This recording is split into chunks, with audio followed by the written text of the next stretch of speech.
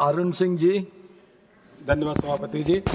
मैं जो केंद्रीय उत्पाद शुल्क संशोधन विधेयक 2025 के संदर्भ में बोलने के लिए खड़ा हूं। सर, ये विधेयक बहुत सोच समझ के ले आया गया है, क्योंकि जब सितंबर में जब नेक्स्ट जेन जीएसटी आया तो उसमें 4 स्लैब से 2 स्लैब किया गया, और जो सिन गुड्स है जो स्वास्थ्य के लिए हानिकारक है, केवल उन्हीं को जो है एक हायर स्लैब में 28 से बढ़ाकर 40% पे रखा गया।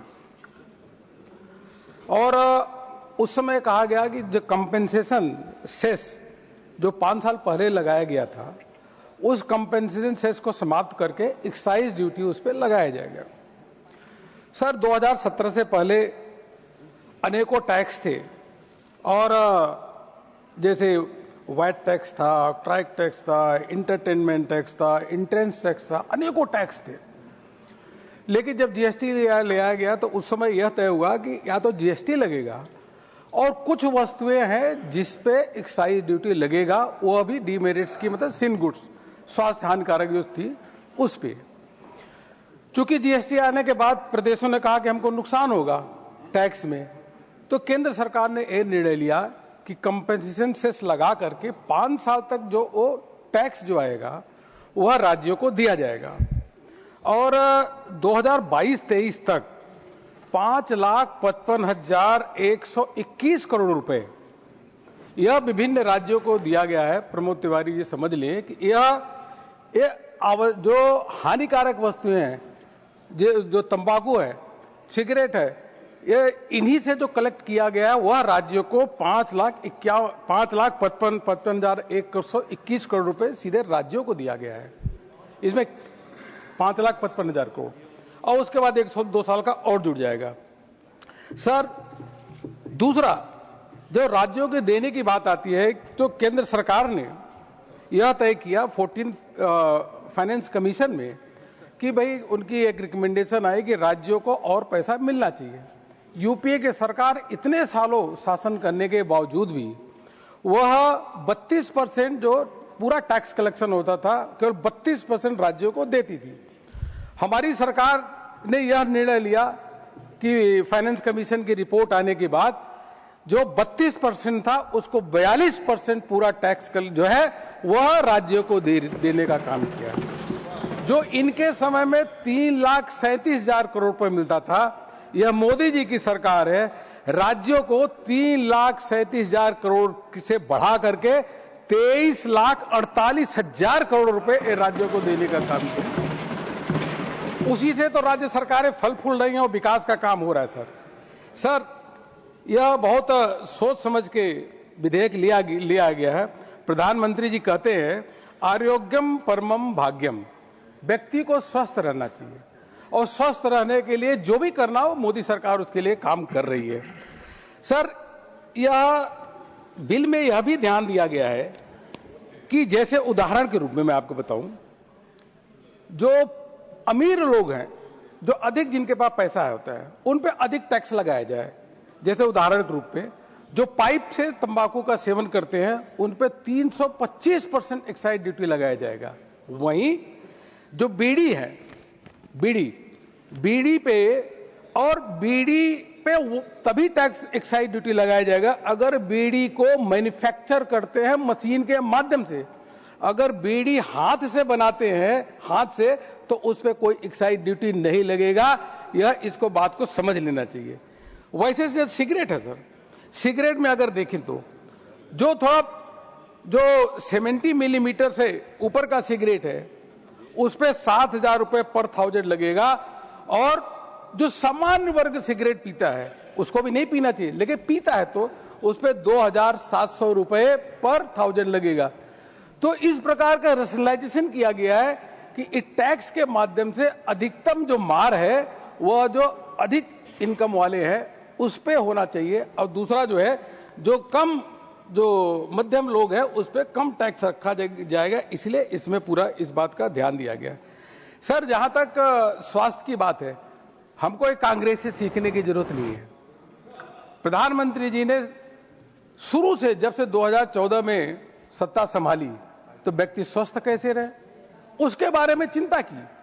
सबसे पहले तो उन्होंने उज्ज्वला गैस कनेक्शन को लॉन्च किया कि व्यक्ति स्वस्थ रहना चाहिए, क्योंकि जो लकड़ी से खाना बनाते हैं तो 400 सिगरेट के बराबर उनका धुआं उनके फेफड़े के अंदर जाते हैं। यह प्रधानमंत्री जी है, उन्होंने उज्ज्वला गैस कनेक्शन शुरू किया और देखते देखते 10 करोड़ से अधिक लोगों के घरों में आज गैस कनेक्शन है। दूसरा और गांव में जाइए तो टॉयलेट्स नहीं होते थे, कितनी बीमारियां होती थी, व्यक्ति कैसे स्वस्थ रहेगा। यह प्रधानमंत्री जी है स्वच्छ भारत मिशन की शुरुआत की। आज देखते देखते हर गांव में टॉयलेट बने हैं, 12 करोड़ से अधिक टॉयलेट बने हुए हैं कि व्यक्ति स्वस्थ रहे। सर तीसरा, व्यक्ति स्वस्थ कैसे रहे। जब सिगरेट की बात आती है, तंबाकू की बात आती है, जरूर मैं बताना चाहूंगा सर, यह देश की आजादी के बाद कांग्रेस ने इतने समय शासन किया, इन्होंने कभी नहीं सोचा कि व्यक्ति को शुद्ध पीने का पानी मिलना चाहिए। आधी बीमारी जो होती है वो कंटेम्पलेटेड वाटर, जिसमें आयरन भी होता है, ऑक्साइड भी होता है, उसको पीते हैं तो व्यक्ति बीमार रहता है। इन्होंने कभी नहीं सोचा। कांग्रेस के इतने साल शासन करने के बाद 3 करोड़ घरों में ही नल से जल पहुंचा था। प्रधानमंत्री जी ने जल जीवन मिशन लॉन्च किया और आज 3 करोड़ से बढ़कर के 15 करोड़ घरों में स्वच्छ पीने का पानी पहुंच रहा है, वो भी आरओ पानी पहुंच रहा है टैंकर के माध्यम से। माने और व्यक्ति स्वस्थ कैसे रहे। व्यक्ति को दवाई, अगर कोई बीमार हो जाए तो उसको सस्ती दवाई मिलनी चाहिए।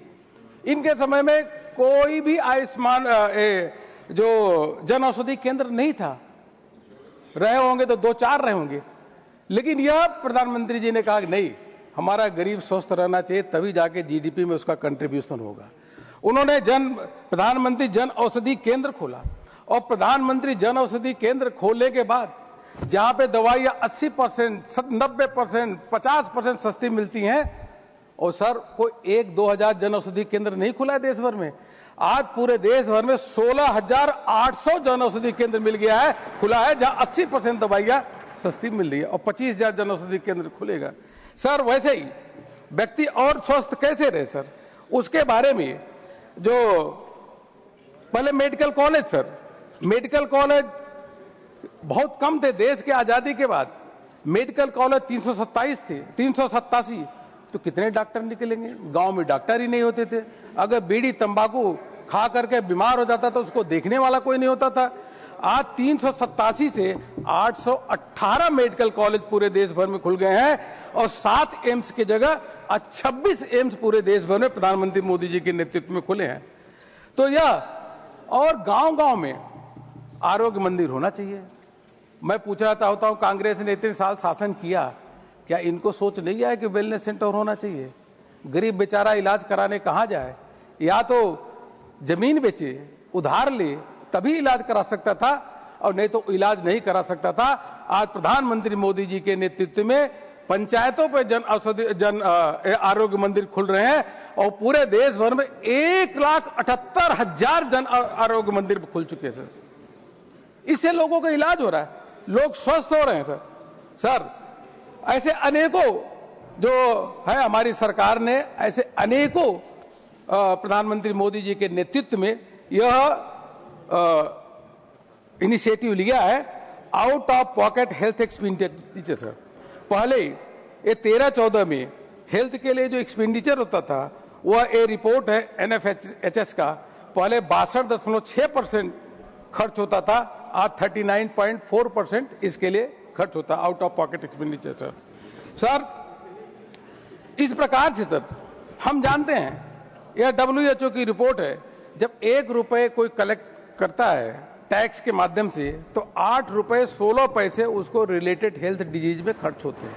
तो व्यक्ति स्वस्थ रहे, इसके लिए यह सारी की सारी योजनाएं ले आकर के, अगर बीमार हो तो किस प्रकार से वो स्वस्थ रहे, इसकी पूरी चिंता कर रहे हैं।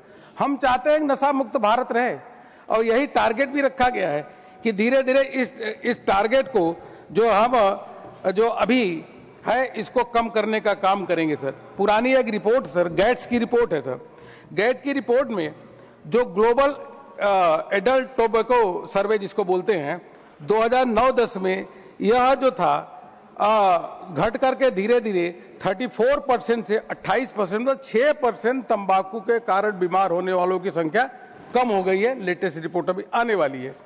13 से 15 साल के जो बच्चे होते हैं उसमें जो बीमारी की दर जो नशा करते थे वो 14% करते थे, वो धीरे धीरे 8.5% हो गया। उसमें भी धीरे धीरे कटौती हो रही है।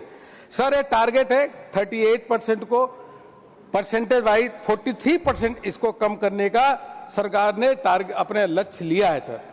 सर एक चीज और मैं बताना चाहूंगा, जब नेक्स्ट जेन रिफॉर्म आया तो सभी के पास हेल्थ इंश्योरेंस होना चाहिए, हेल्थ पॉलिसी जो उस पर टैक्स नहीं लगना चाहिए। पहले 18% हेल्थ इंश्योरेंस पे टैक्स लगता था, जीएसटी लगता था। यह प्रधानमंत्री मोदी जी ने निर्णय लिया कि इतने लोगों को ध्यान में रखते हुए कि सभी अपना हेल्थ इंश्योरेंस कराए, वो 18% जो जीएसटी लगता था उसको 18 से सीधे 0% जीएसटी ले आने का काम प्रधानमंत्री मोदी जी ने किया। 33 लाइफ सेविंग ड्रग्स जिसपे 12% जीएसटी लगता था उसको सीधे 0%, जीरो की बात कर रहा हूं, 0% ले। आपके समय का मैं 2-3 बात बता दूं, अभी आपको तो ध्यान हो जाए। देखो सुनो जी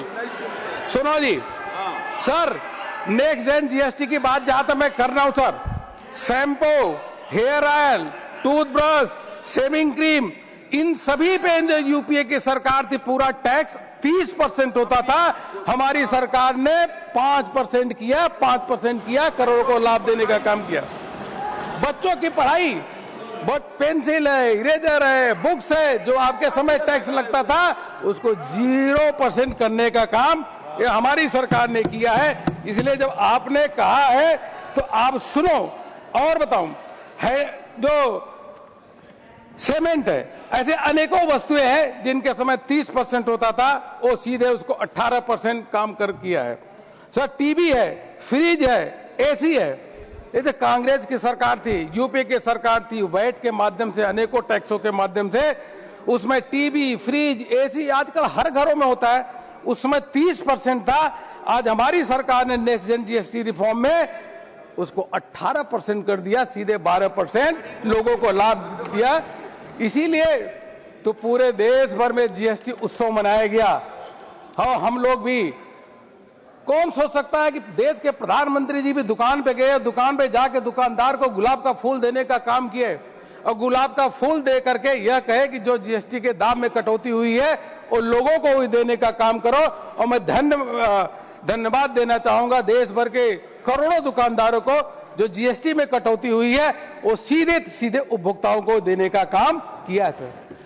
यह अभियान सभी मंत्री और विधायक, सांसद सबने लिया अपने हाथ में, और पूरे देश भर में जीएसटी उत्सव मनाया गया, बचत उत्सव मनाया गया, और कोटि कोटि लोग प्रधानमंत्री जी को इसके लिए धन्यवाद इसको देने का काम कर रहे हैं सर।